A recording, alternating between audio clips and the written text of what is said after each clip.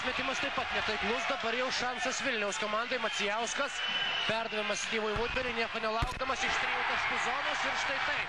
Vėl grįžta intriga, beveik 30 sekundžių su kamuoliu dabar jau Žalgiris, tačiau iš turėtos persvaros lieka tik tai 3 taškai, dar viena klaida ir viskas gali vėl apsiversti aukštyn kojom.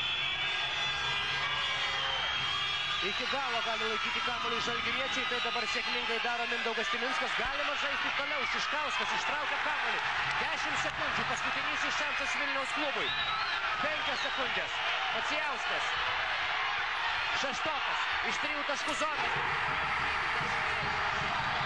Sunku to patikėti, tačiau Kęstutis Šeštokas, likus 30 sekundės, išlygina rezultatą 80-80. Štai šis paskutinysis epizodas. Rezultatas lygus. Kęstutis gali tapti didvyriu.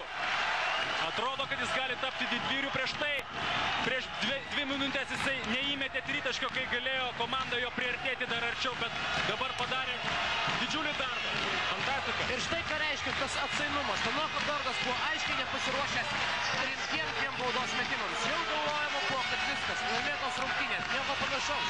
Kęstutis Šeštokas savo tritaškį nubraukė visą tą Žalgirio komandos triūsą ir dabar abi komandos bus priverstos žaisti pratęsimą. Na, mes pirmąjį pamiršome 30 sekundės. Abejonė, šiek tiek paskubėjome, užbėgome įvykiams iš akių, tačiau atrodo, jog Žalgirio krepšininkai dabar jau turi sulaukti savotiško stebuklo. 30 sekundės laiko užtenka vos pagauti kamuolį ir čia pat turi jį išleisti iš rankų.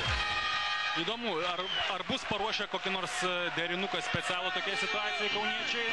Na, aišku, kad kažkur tai arti krepšio turi skrieti kamuolys, kad kažkas galėtų beveik tik pamušti ranką. Taip.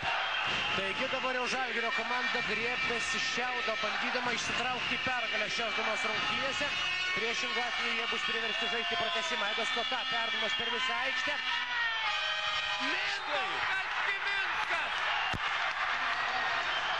Mindaugas Timinskas padaro tai, ko nebuvo galima net tikėtis.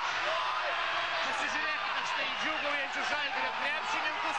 Komandos kapitonas likus 30 sekundės priverčia užtilti